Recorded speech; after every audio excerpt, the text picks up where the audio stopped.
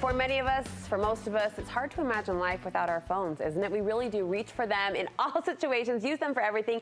And yes, there is a negative side to being attached and dependent on this technology. But this week on the show, we're focusing on the positive side of smartphones. Each day, we're highlighting ways your phone can be a tool for good, even helping you be a better parent. Today, the Studio 5 team is here to help me kick off the series by sharing our favorite can't live without them smartphone apps.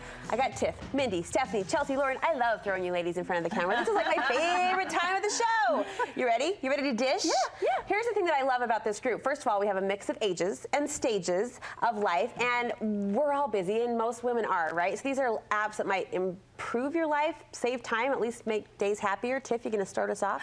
Yes, I'm a little late to the game with this whole app thing, but I picked Venmo. I love it. It's a mobile payment app, and you can pay and receive payments to your contacts. And having 3 kids living away from home, it's so convenient. So guess what? They always need money. I just downloaded Venmo like 2 weeks ago. After, high five, right here. After like ripping out my checkbook every time I was sitting a babysitter home, one of them was like, Brooke, do you have Venmo? And I was like, well, now I feel old. Now I feel old. It's the thing, you say, Venmo me. Venmo me, Venmo right? me. Easy to transfer, no fees, right? No, it's free. It's a free app too. You pay your hairdresser, the piano lessons, all that stuff.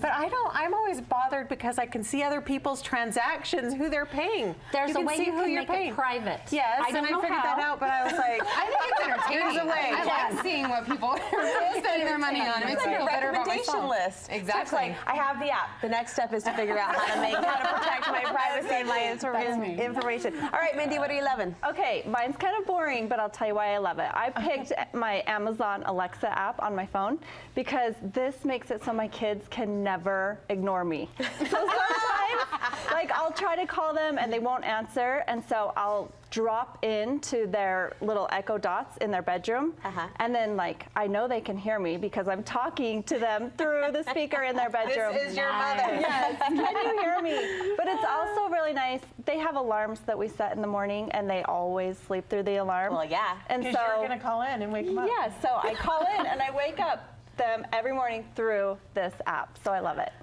Second only to the voice of heaven, the voice of God. Don't you feel like that's an awesome, sure they feel like awesome control that you're, as the mom, you can pipe your voice right into So you're in your bed talking on your phone, get up. Yeah, exactly. I'm not up, but get up. All right, Steph, you're waking us up with a good jam. Oh my gosh, yes. My favorite app lately is Spotify. Now, I know this is like for the younger crowd, and I'm a little aged inappropriate, but my young adults got me hooked on Spotify, and I am like a flipping teenager. I'm making playlists. I'm like enjoying it so much more in my car than the radio, and I just appreciate the lack of advertising and the choice of music and how it knows me. You know, like in the news right now, it's not popular to have social media things know what you're doing, but this is Spotify does that. You like it? Is there a subscription fee?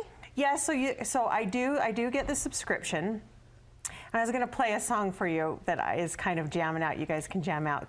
It's by Daniel Bradbury, and it's called Sway. Oh, we're hearing it. So anyway, yes, you get a subscription. And we have like a family plan, and it's like $5 a month. Okay. It's so worth it. I have a playlist for the 70s when I go outside and play pickleball. Well, now you've and I'm like yourself. making playlists. I have one called Energizing Classics. Oh, that's fun. That's fun. So I'm having a ton of fun with it, mostly just for background music around the house, but I totally dig this song by Daniel Bradbury. What's it called again? Sway. Sway, baby, It sway. has a good group. All right, should we toss it over to the young bloods at the table? Show us how it's done. Chelsea, what's your favorite app? It's going to reveal my age. It's called Hot Hands, and it's a game. It's one of Ellen DeGeneres' apps. So it's similar to Heads Up. It'll show you a picture of a celebrity or a musician or another actor, something like that. And you have to name them either with the microphone or a multiple choicing. And it's just like rapid fire, one after the other, a break from any responsibility. And it's super fun. So I try to beat my score, and then it makes me better at Heads Up, which is my favorite app, like consistently across the board. So it's a good little break. I know Heads Up, and then she has Hot Hands. Are there more out there that she's produced? Probably. Okay. Those are my 2 favorites. So far, we like these. So far, We have to bust it out in our next meeting and play. We work real hard around Really here, hard. right? Lauren, what about about you? So mine is called Guru Shots. It's a photography app, and it's kind of like a contest. You go on, and they have different categories. So like one that I did recently was silhouettes or anything cute. So you can upload your best shots. So for anything cute, I upload a picture of my dog, and then people can go on and vote their favorite shots. And then when the contest ends, then you can see how you ranked against everyone else, and you can go and vote on other photos. And so it's kind of fun because it's like you don't have to be a professional photographer. You can just be a really amateur photographer, just going out and taking pictures in your garden, whatever the brief is, and then you go and you vote, and you can see how well you stacked up against the competition. What a cool way to kind of focus in on your craft, kind of a creative challenge. What's the general timeline for these contests? So they last anywhere. The one that I saw a couple days ago was like 16 days. Okay. And so like I had a little bit of time. I could go out and take some pictures for it. Yeah. And be like, this one's good, and I want to go take a different one for this. And so like, and then you can go and vote and everything. It's a really fun app. You think of how like 2-3 years ago photo challenges were the big deal on Instagram, right? Photo a day or whatever, and this is kind of an ongoing version of that within an app. Yeah, it's super fun. Guess what? I was listening with all ears. I don't use one app. You don't? I really, like, I mean, I use the basics. Like, all I can recommend is Notes on my phone. Really, because I am not cool.